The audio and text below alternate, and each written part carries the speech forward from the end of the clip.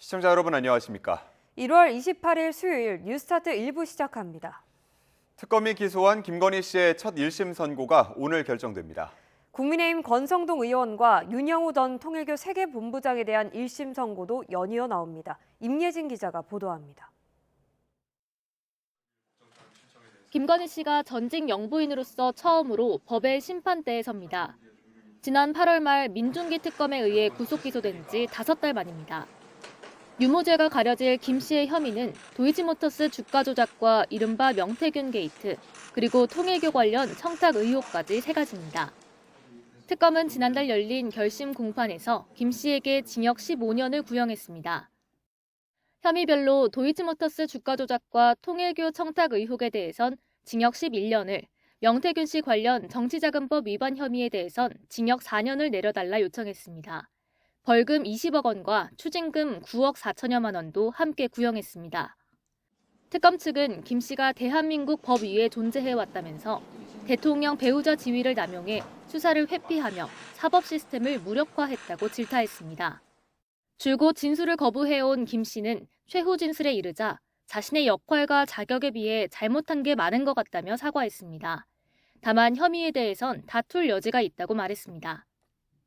김건희 씨 재판을 심리하는 서울중앙지법 형사합의 27부는 같은 날 윤영호 전 통일교 세계본부장과 국민의힘 권성동 의원에 대한 선고도 잇따라 진행합니다.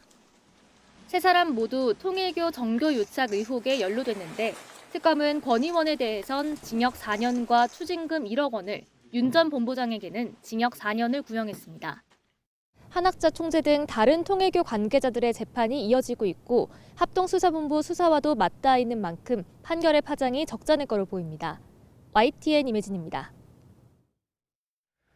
오늘 1심 선고를 앞둔 김건희 씨의 3가지 혐의는 모두 대선 전부터 길게는 수십 년 이어진 인연으로부터 출발합니다. 특검의 공소장에 기록된 시작을 안동준 기자가 훑어봤습니다. 김건희 씨는 특검에 따르면 주가 조작의 중추인 권오수 도이치모터스 전 회장과 2004년 지인 소개로 처음 만났습니다. 도이치모터스는 김 씨의 코바나 콘텐츠 전시에 항상 후원자로 이름을 올리고 김 씨도 2009년 도이치모터스 주식을 장외에서 8억 원어치 사들이는 등 둘 사이 협력은 끈끈했습니다. 그러다 2010년 권 전 회장이 주가 부양을 위해 세력을 동원하고 있다는 걸 알고 모두 36억 원이 든 계좌를 빌려주며 조작에 발을 들였다는 게 특검 판단입니다. 사업적 동반관계가 이어지다 불법적인 부분에까지 함께 가게 된 겁니다. 2010년 10월경부터 2012월 12월경까지 도이치모터스 주가 조작 범행을 함으로써 대선 여론조사를 무상 제공한 당사자인 명태균 씨는 아파트 이웃인 함성득 동기대학교 교수를 통해 만났습니다. 특검 주장에 따르면 김 씨는 제 남편은 제가 제어하면 된다면서 명 씨를 통해 지지율 동향을 챙기거나 조언을 구하는 메시지를 수시로 주고받았습니다. 김영선 전 의원의 공천에 개입하는 녹취가 공개되며 이른바 명태균 게이트의 시발점이 되기도 했습니다. 권성동하고 윤원영이가 반대하더만 보니까 그렇죠? 하다가 너무 걱정하지 마세요. 잘 될 거예요. 통일교와의 가교 역할을 한 건진법사 전성배 씨는 2013년 도이치모터스 주가 조작 공범이 소개했습니다. 재판에서는 윤 전 대통령이 좌천성 인사 등으로 어려움을 겪을 때 조언하는 등 부부를 정신적으로 이끌었다는 증언도 나왔습니다. 결국 김 씨는 전 씨가 전달하는 통일교의 선물과 청탁을 고스란히 받았고 전 씨 지시로 전화해 감사 인사도 전했습니다. 이렇게 김 씨는 불법적인 일로 이끄는 인연들을 끊기보다는 오히려 의지하는 모습을 보이면서 법원 판단을 받게 됐습니다. YTN 안동준입니다. 오늘 오후 선고를 앞둔 도이치모터스 주가 조작 사건과 관련해 김건희 씨는 지난 검찰 수사에서 무혐의 처분을 받은 바 있습니다. 이후 부실 수사 논란이 불거지면서 특검 수사가 시작됐고 결국 김 씨는 1심 재판 선고를 앞두게 됐습니다. 권준수 기자가 보도합니다. 지난 2020년 4월 도이치모터스 주가 조작 의혹 수사를 시작한 검찰은 권오수 전 회장 등 9명을 줄줄이 재판에 넘겼습니다. 하지만 전주 의혹에 휩싸였던 김건희 씨에 대한 수사는 지지부진했습니다. 김 씨가 대면 조사를 받은 건 재작년 7월, 무려 4년 넘는 시간이 지나서였습니다. 그것도 단 한 차례 대통령 경호처 사무실에서 비공개 출장 조사가 진행됐고 담당 수사팀이 이 같은 사실을 이원석 당시 검찰총장에게 사후에 보고하면서 총장 패싱 논란까지 불거졌습니다. 법 앞에 예외도 특혜도 성역도 없다고 말씀드렸습니다. 그러나 대통령 부인 조사 과정에서 이러한 원칙이 지켜지지 않았고 검찰은 이후 최종적으로 김 씨에게 혐의가 없다며 불기소 처분을 내렸습니다.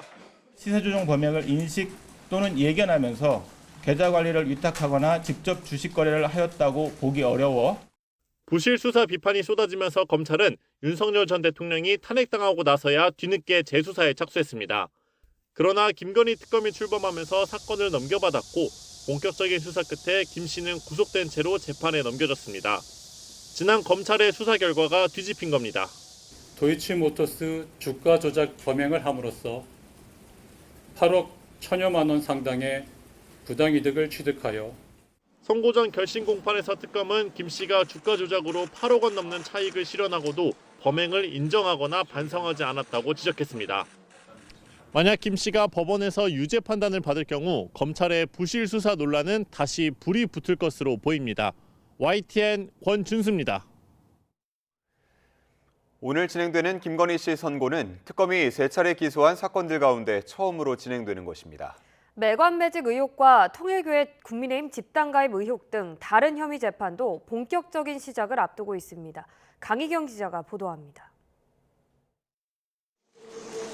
민중기 특검은 김건희 씨를 3차례에 걸쳐 재판에 넘겼습니다.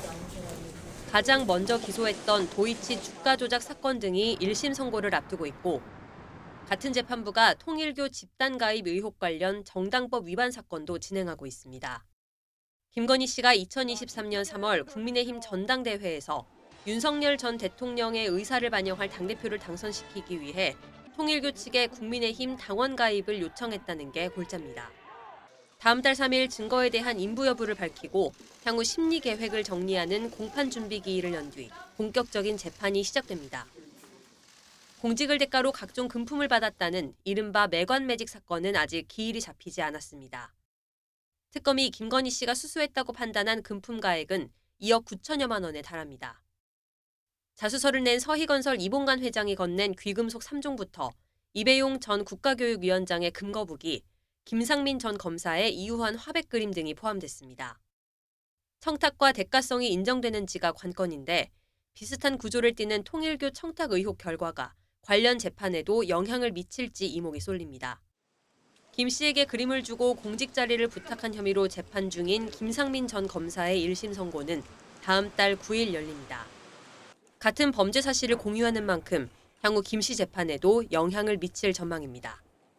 YTN 강희경입니다. 법원이 김건희 씨에게 실형을 선고하면 전 대통령 부부는 동시에 징역살이를 하게 됩니다. 이것도 헌정사상 초유의 기록으로 남게 됩니다. 신규혜 기자가 보도합니다. 윤석열 전 대통령은 공수처의 체포영장 집행을 방해하고 국무위원 심의권을 침해한 혐의 등으로 재판에 넘겨져 1심에서 실형을 선고받았습니다. 주문, 피고인을 징역 5년에 처한다. 다음 달 19일엔 내란 우두머리 혐의 사건 재판 선고가 예정돼 있는데 특검이 사형을 구형한 만큼 무죄 판단이 나오지 않는다면 중형 선고가 불가피합니다.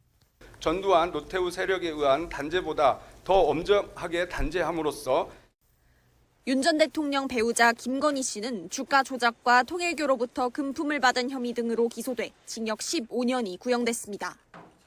유무죄 여부는 뚜껑을 열어봐야겠지만 파면된 전직 대통령의 부부가 동시에 실형을 사는 사상 초유의 일이 현실화할 가능성이 있습니다. 김 씨의 경우 이른바 매관매직 의혹과 정당법 위반 사건 재판도 앞둔 만큼 형이 추가될 수도 있습니다.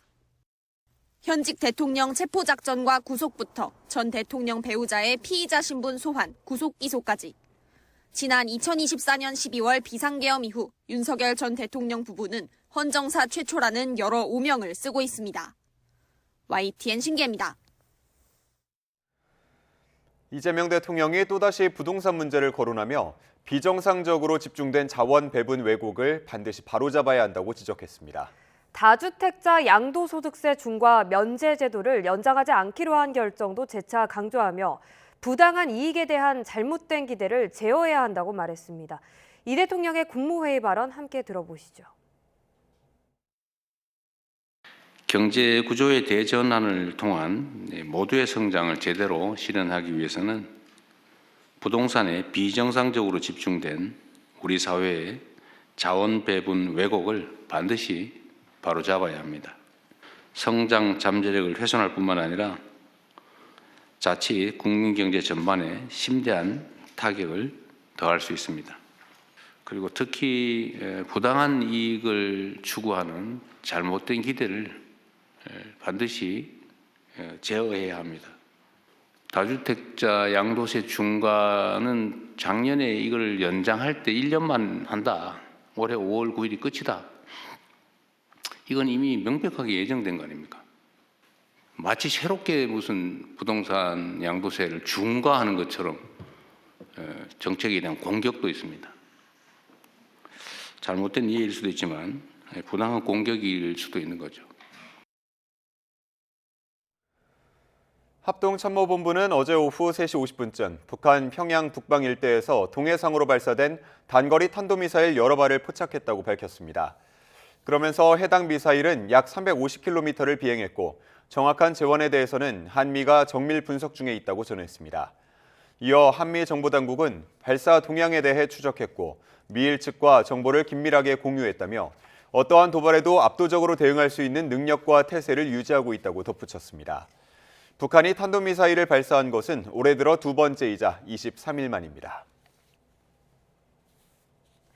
청와대 국가안보실은 북한이 어제 동해 쪽으로 탄도미사일 여러 발을 발사한 것과 관련해 긴급 안보 상황 점검 회의를 개최했습니다. 국방부와 합참 등 관계기관이 참석한 가운데 열린 회의에선 북한이 쏜 탄도미사일이 우리 안보에 미치는 영향을 분석하고 대비 태세 유지에 필요한 조치 사항 등이 점검됐습니다. 안보실은 북한의 이번 탄도미사일 발사는 유엔 안전보장이사회 결의를 위반한 도발 행위라며 즉각 중단할 것을 촉구했습니다. 한 줄 뉴스입니다. 미리 매수한 종목을 구독자 50만 명에게 추천해 주가를 끌어올린 뒤 매도하는 방식으로 거액을 챙긴 슈퍼개미 김정환 씨에 대해 징역형의 집행유예가 확정됐습니다. 한 종합편성 채널 간부가 회식 자리 등에서 외주사 직원을 성추행한 혐의로 고소당한 것으로 확인됐습니다. 인천 남동경찰서는 수표를 줄 테니 돈부터 달라며 편의점 직원을 속여 도를 가르친 혐의를 받는 40대 남성 A씨를 구속했다고 밝혔습니다. 서울 도봉경찰서는 함께 살던 남성을 살해하고 시신을 유기한 혐의로 30대 A씨를 구속했습니다. 외국인 여성의 원룸에 들어가 성폭행하려다가 금품을 훔쳐 달아난 원룸 관리업체 직원이 경찰에 붙잡혔습니다. 지금까지 한 줄 뉴스였습니다. 이화영 전 경기도 평화부지사의 검찰청사 술자리 회유 의혹에 얽혀있는 박상용 법무연수원 교수가 검찰에 추가 조사를 진행해달라는 의견서를 제출했습니다. 박 교수는 최근 수사 태스크포스 팀이 꾸려진 서울고등검찰청에 실제 진실규명에 필요한 추가 조사 및 진상조사 요청이라는 제목의 의견서를 제출했습니다. 박 교수는 의견서에서 수사팀의 구성이자 핵심 의혹인 술자리 회유에 대해서는 조사를 받지 못했는데도 조사가 종료됐다는 통보를 받았다며 실제 진실을 밝히기 위해서 추가 조사가 요청한다고 밝혔습니다. 서울지방변호사회가 어제 지난 한 해 동안의 우수 법관과 하위 법관을 선정한 2025년도 법관 평가 결과를 발표했습니다.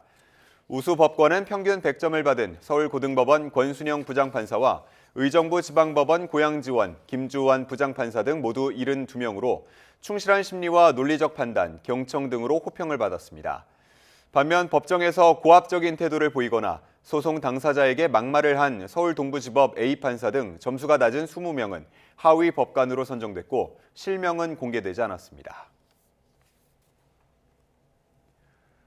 경북 경주 앞바다에서 9톤짜리 어선에 불이 나 선원 6명이 표류하다 해경에 구조됐습니다.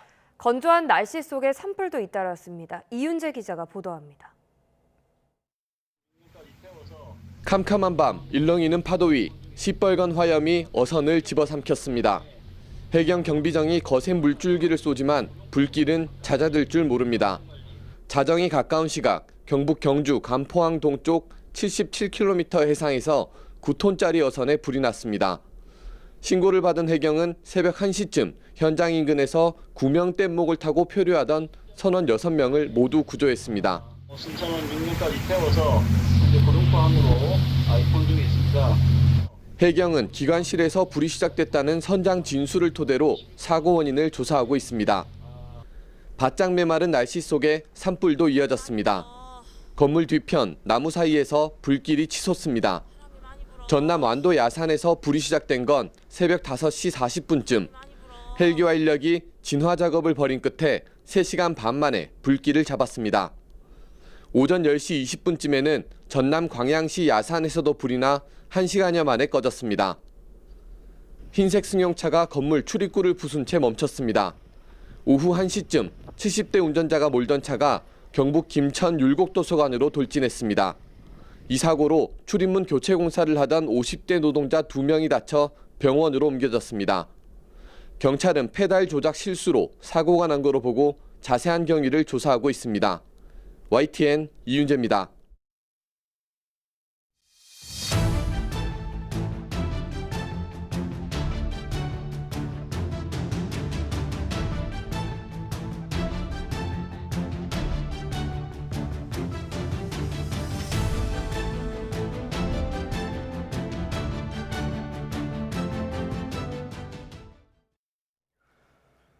백악관이 도널드 트럼프 미 대통령이 우리나라에 대한 관세 재인상 방침을 밝힌 건 한국이 관세 인하 이후 약속을 지키지 않았기 때문이란 입장을 냈습니다.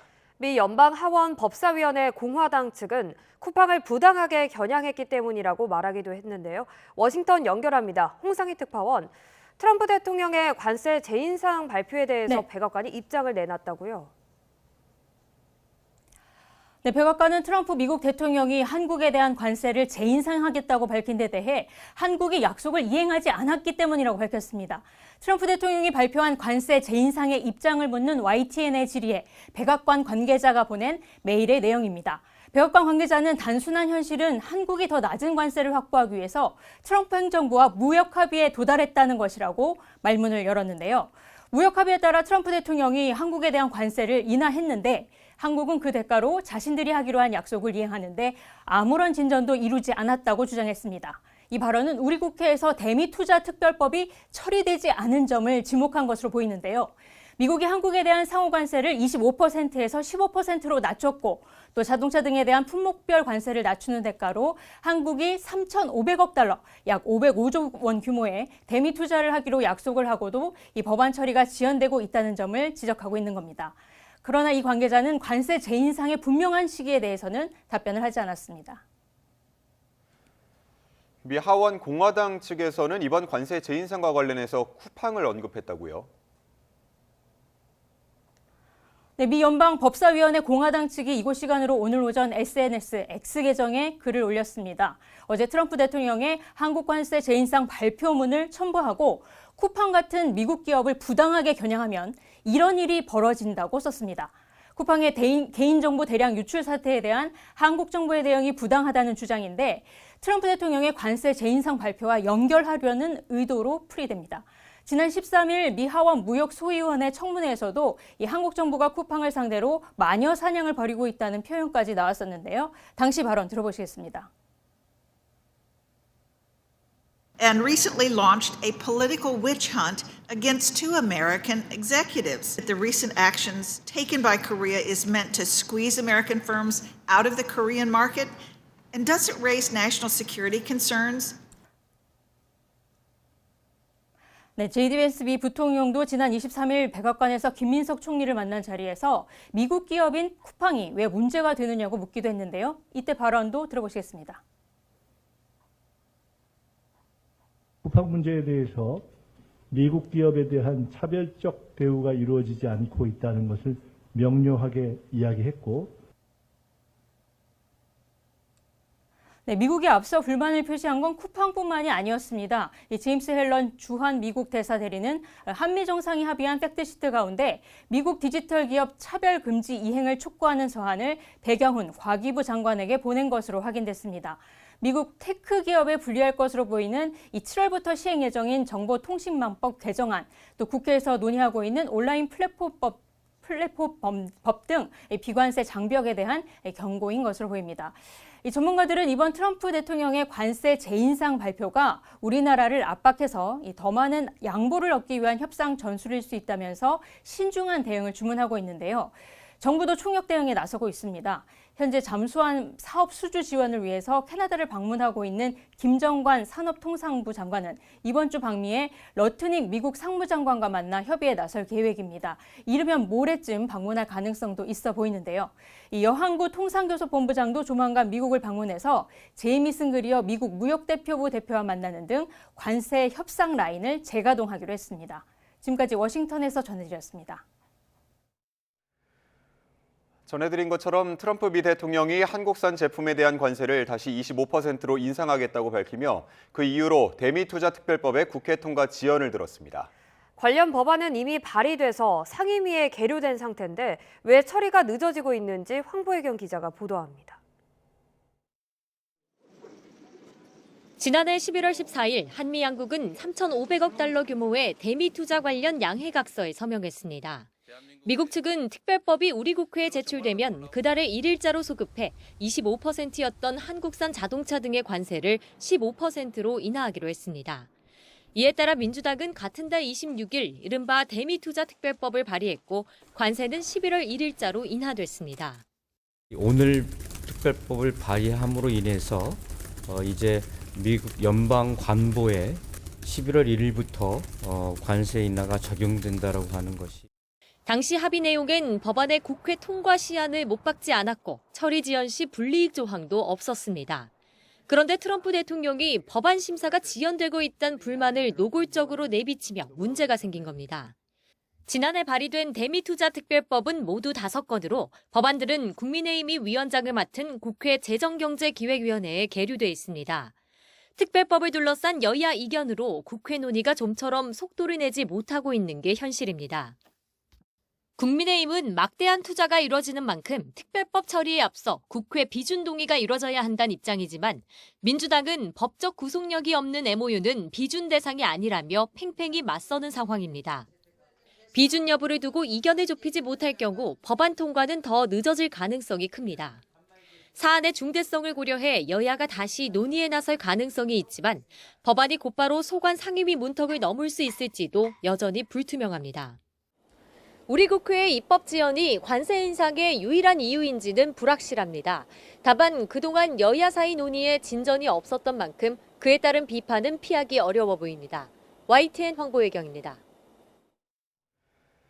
청와대는 도널드 트럼프 미 대통령의 한국산 제품 관세 인상 주장을 두고 정부는 관세 합의 이행 의지를 미국 측에 전달하고 차분히 대응해 나갈 계획이라고 밝혔습니다.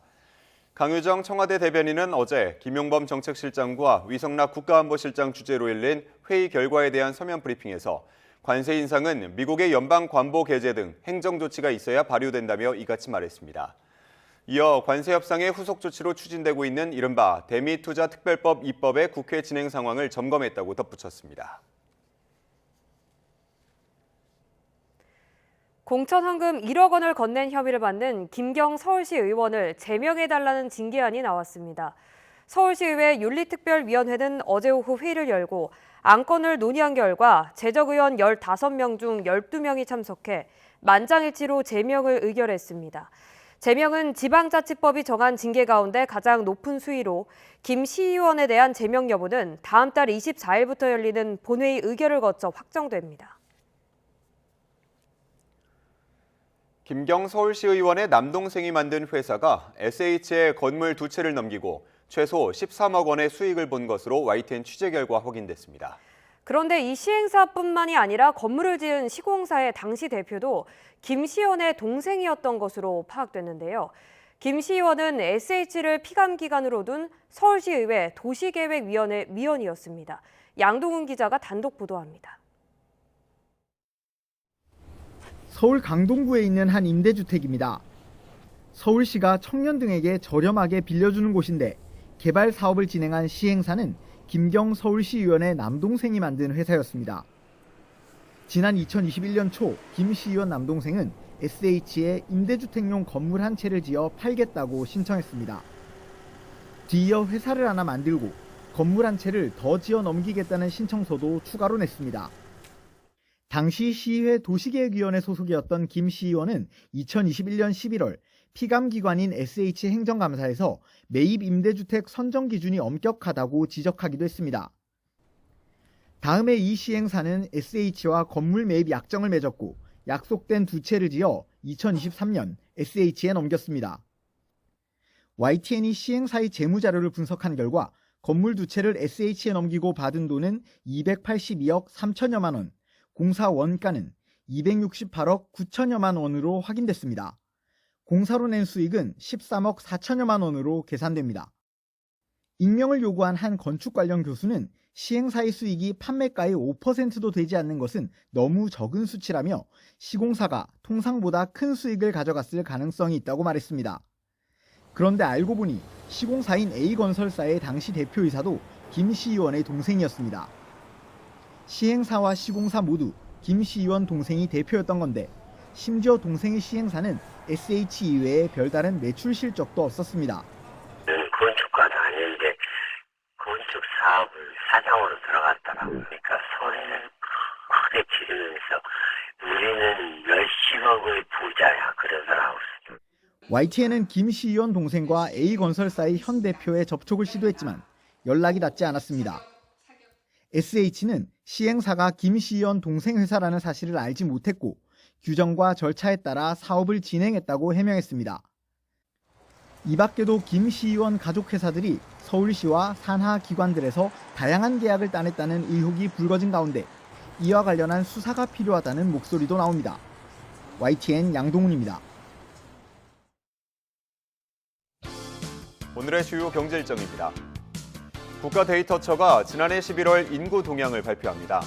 16개월 연속 증가한 출생아 흐름이 계속 이어질지 주목되는데요. 지난해 10월까지 출생아 수는 전년 대비 6.5% 늘었습니다. 트럼프 미국 대통령이 한국산 자동차 관세를 25%로 되돌리겠다고 통보한 가운데 기아가 오늘 지난해 4분기 및 연간 경영 실적을 내놓습니다. 기아의 지난해 매출은 115조 원, 영업이익은 9조 원가량을 기록했을 것으로 전망되는데요. 사상 최대 매출에도 불구하고 미 관세 여파 등으로 연간 영업이익이 감소했을 것으로 예상됩니다. 중소벤처기업부가 지난해 중소기업 수출 성적표를 공개합니다. 지난해 3분기까지 누적 수출액이 871억 달러로 역대 최대를 기록한 가운데 수출 호조세가 끝까지 이어졌을지 관심이 쏠립니다. 어제 서울 AT센터에서 개막한 2016 공공기관 채용정보 박람회가 내일까지 열립니다. 올해 공공기관은 정규직 2만 8천 명을 신규 채용할 예정이며 이번 박람회에는 148개 기관이 참여했습니다. SRT 운영사인 SR이 오늘과 내일 전 국민을 대상으로 설 명절 승차권 예매를 진행합니다. 오늘은 경부선, 경전선, 동해선을, 내일은 호남선, 전라선 승차권을 전용 홈페이지에서 예약할 수 있습니다. 운영 시간은 오전 7시부터 오후 1시까지입니다. 1372 소비자 상담센터가 지난달 접수된 소비자 상담 사례를 분석해 발표합니다. 지난 11월과 비교해서 인터넷 정보 이용 서비스 관련 상담이 가장 증가한 것으로 나타났는데요. 멤버십 해지와 관련된 상담이 많았던 것으로 분석됐습니다. 불공정 행위로 생필품 가격을 인상하며 세금을 탈루하고 사주 일가에 배만 불리고 있는 17개 업체가 세무조사를 받게 됩니다. 생리대와 안경, 물티슈 등 생필품 업체와 먹거리 유통업체 등이 조사 대상으로 탈루 혐의 규모는 4천억 원이 넘습니다. 보도에 오인석 기자입니다. 국세청이 생필품 폭리 탈세자에 대한 세무조사에 착수했습니다. 지난해 9월과 12월에 이어 생활 물가 밀접 업종과 관련된 세 번째 조사입니다. 가격 담합 등 독과점 기업을 비롯해 원가를 부풀린 제조 유통업체, 거래 질서 문란 먹거리 유통기업 등 17곳이 조사 대상입니다. 이들 업체는 생활 필수품 가격을 올리며 서민의 고통을 악용해 세금을 탈루하고 사익 추구로 사주 일가의 배만 불렸다고 국세청은 밝혔습니다. 탈루 혐의 규모는 최근 5년간 4천억 원이 넘습니다. 생리대 업체 2곳을 포함해 안경과 물티슈, 유아용 화장품 업체 등이 조사 대상에 올랐습니다. 한 생리대 업체는 독과점 지위를 이용해 제품 가격을 34%나 올리고 가격 인상에 따른 수백억 원대의 이익은 특수관계법인으로 이전해 법인세를 탈루한 혐의를 받고 있습니다. 실체 없는 원가 상승을 핑계로 가격을 인상한 안경과 물티슈 등 생필품 제조 유통업체도 세무당국의 레이더망에 걸렸습니다. 허위로 용역을 제공받은 것처럼 꾸며 원가를 부풀리고 법인 신용카드를 골프장과 유흥업소 등에서 사적으로 사용한 것으로 드러났습니다. 원양 어선 조업 경비를 가장해 법인 자금 50억 원을 송금했지만 실제로는 사주 자녀의 유학 비용으로 지출한 원양 어업업체도 조사 대상입니다. 국세청은 불공정 행위로 서민생활과 밀접한 생활필수품 가격을 인상하며 폭리를 취하고 세금은 줄여 신고하는 업체의 도덕적 해이에 대해 지속적인 모니터링과 세무 검증을 실시할 계획입니다. 국세청은 조사 과정에서 조세 포탈과 거짓 세금 계산서 수수 등 범칙 행위가 적발되면 형사처벌로 이어지도록 엄정 조치하기로 했습니다. YTN 오인성입니다.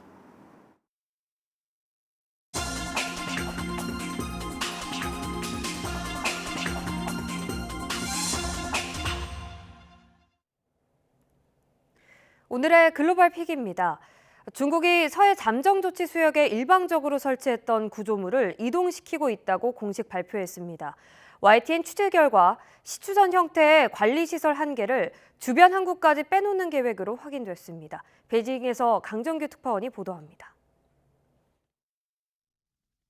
한중 양국의 배타적 경제 수역이 겹치는 서해 잠정조치 수역. 중국은 2018년과 2024년 여기에 대형 구조물을 일방적으로 설치했습니다. 선란 1, 2호라고 이름 붙인 연어 양식 시설입니다. 2022년쯤엔 시추선을 개조한 관리시설 선웬하이 1호까지 추가했습니다. 중국이 우리 영토 침탈에 대한 야욕을 노골적으로 드러낸 것으로 보이며 26일 오후 중국 산둥 해사국이 해당 해역에 항행 작업 경고를 띄웠습니다. 현지 시간 27일 밤 7시부터 31일 자정까지 예인선 2척을 동원해 선웬하이 1호를 옮긴다는 겁니다. 좌표를 분석해보니 목적지는 산둥성 웨이하이항. 단순 이동이 아니라 바다에서 철수하는 셈입니다. 앞서 이재명 대통령은 새해 첫 방중 일정을 마치면서 미리 철거를 예고한 적이 있습니다. 양식장 시설이 2개 있다 그러고 그걸 관리하는 시설이 또 있다고 그래요. 근데 관리하는 시설은 그럼 철수할게 이래가지고 아마 옮기게 될 것 같아요.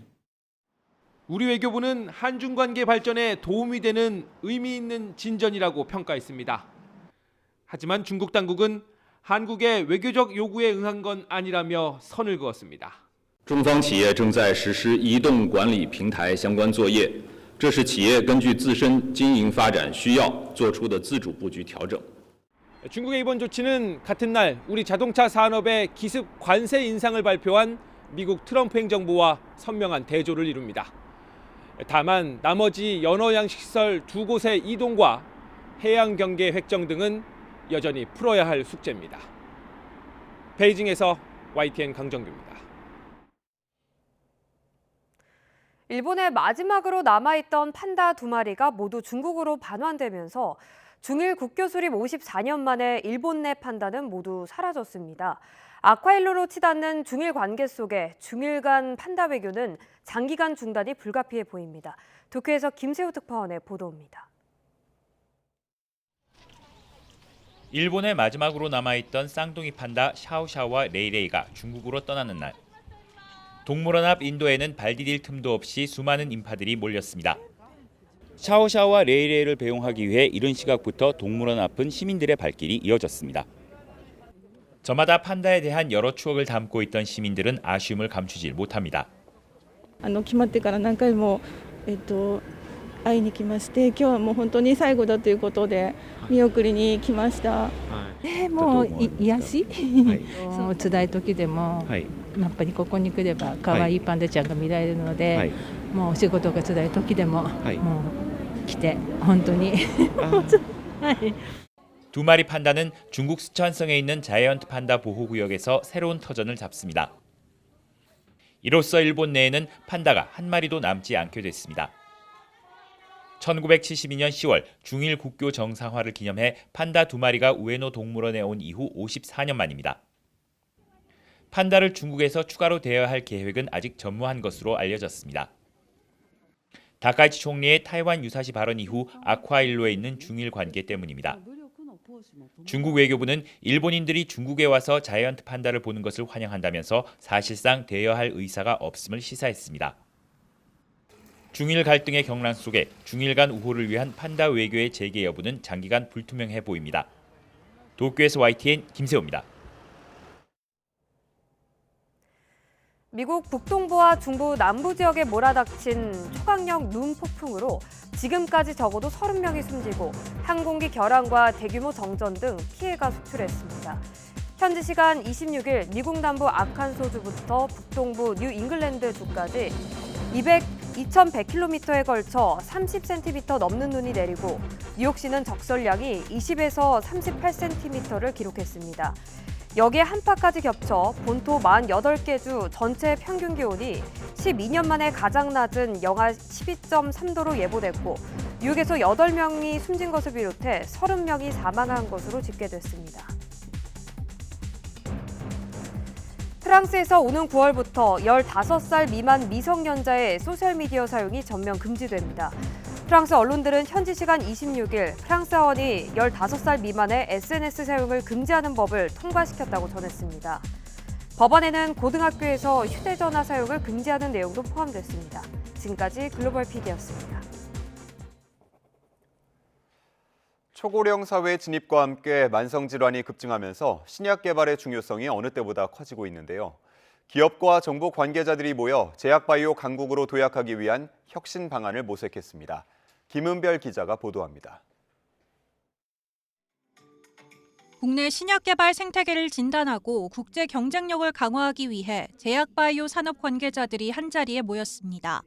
이 자리에선 하나의 기술로 여러 개의 신약을 개발할 수 있는 플랫폼 기술이 소개됐습니다. 공통된 작용 기전을 통해 암과 자가 면역 질환 등 다양한 질환으로 신약 개발을 확장할 수 있다는 겁니다. 또 제약 분야에서의 인공지능 기술 적용도 화두였습니다. 인공지능이 수만 편의 논문과 자료를 분석하고 유사한 병리적 특성을 발견해 신약 개발의 혁신을 이룰 수 있다는 설명입니다. AI를 치료 기전을 찾는 데 사용한다고 말씀을 드리겠습니다. 동일한 기전을 통해서 여러 적응증을 치료할 수 있는 문이 열린다고 그러면 그만큼 우리도 신약 강국에 들어갈 수 있는 문이 훨씬 확대되는 것으로 생각을 하고 있습니다. 정부도 심사 전문 인력을 확보하고 역량을 강화해 신약 허가 심사 과정에 속도를 낸다는 방침입니다. 전담 심사팀이 허가 심사를 같이 신속하게 진행할 수 있게끔 이런 형태로 제도가 개선이 되어야 되겠다. 더 나아가 올해 1조 원 규모의 K-바이오 백신 펀드를 조성하는 등 제약바이오 강국으로 도약을 준비하고 있습니다. 글로벌 5대 강국을 도약을 하겠다는 목표를 세웠고요. 그러니까 올해는 바이오산업 수출입을 304억 불로 잡았습니다. 바이오 분야는 국가 경쟁력의 핵심 전략인 만큼 이번 행사를 통해 신약 개발을 위한 혁신과 협력의 생태계가 마련되길 기대합니다. YTN 사이언스 김은별입니다. 2027학년도 의과대학 증원을 논의하는 보건의료정책심의위원회가 의대 신입생 증원 범위를 3,662명에서 4,200명으로 압축했습니다. 보건복지부는 제5차 보건의료정책심의위를 열고 2027년부터 2031년까지 5년간 적용되는 의대 정원 문제를 논의했습니다. 보정심은 2037년에 부족한 의사 수가 최소 4,262명에서 최대 4,800명일 것으로 보고 공공의학전문대학원과 신설지역의대에서 충원하는 600명을 제외한 3,662명부터 4,200명 사이에서 증원 규모를 정하기로 했습니다. 또 2사, 2호 학번이 함께 수업을 받는 의대 교육 여건을 고려해 증원 비율 상한선을 적용하되 국립대 의대와 소규모 의대는 상한에 차등을 두는 방안도 검토했습니다.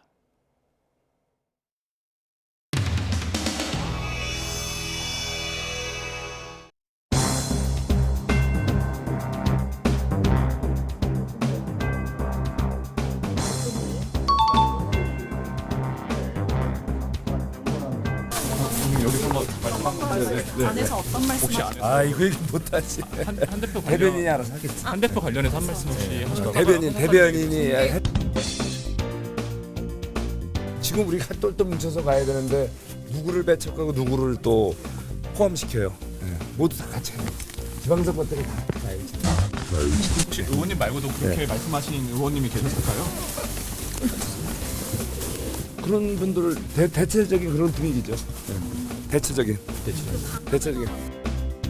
지금 당이 분열하면 안 된다. 이게 한결같은 당원들과 국민들, 이재명 정부에 대해서 걱정하는 모든 국민들 한결같은 마음 아니에요. 의원님 그러면 하나로 돼서 같이. 한동훈 전 대표 제명 관련해서 직접 먼저 말씀을 어떤 식으로 하시는 거예요? 제가 그 얘기 무슨 못하죠. 비공개 회의인데.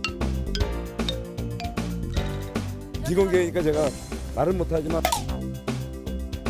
어쨌든 전체적인 취지는 서로 당이 이렇게 뺄셈 정치하면 안 된다. 플러스 정치로 해서 다 같이 밖에 있는 분들도 다 이렇게 같이 뭉쳐서 같이 가야 된다. 다 같이 밖에 있는 분들도 다 그래야 우리가 지금 어려운 상황인데 이걸 이겨낼 수 있다겠네. 한동훈 전 대표에 대한 징계 부분을 어떻게 하는 것이 좋겠는가 하는 것에 대해서 다양한 의견이 있었습니다. 결론은 사실 당이 하나로 가야 된다. 내부 총질, 내부 싸움 안 된다 하는 것에는 뜻이 모였는데 찬성하는 의견, 또 반대하는 의견 다양하게 제기가 됐고요. 장동혁 대표가 현재의 병원에서 회복 치료에 집중하기가 어렵다는 판단이 있었습니다. 일단 외부인의 출입이 너무 많은 상황이라서 퇴원을 결정하셨습니다. 앞으로 장동혁 대표의 결심만 남아있는 사안이고요.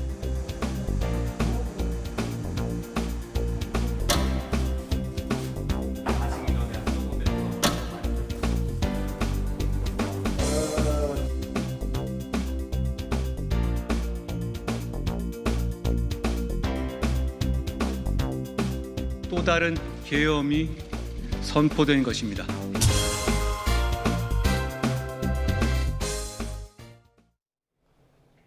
오늘부터 추위의 기세가 더 강해지겠습니다. 중부지방을 중심으로 한파특보가 확대 강화됐는데요.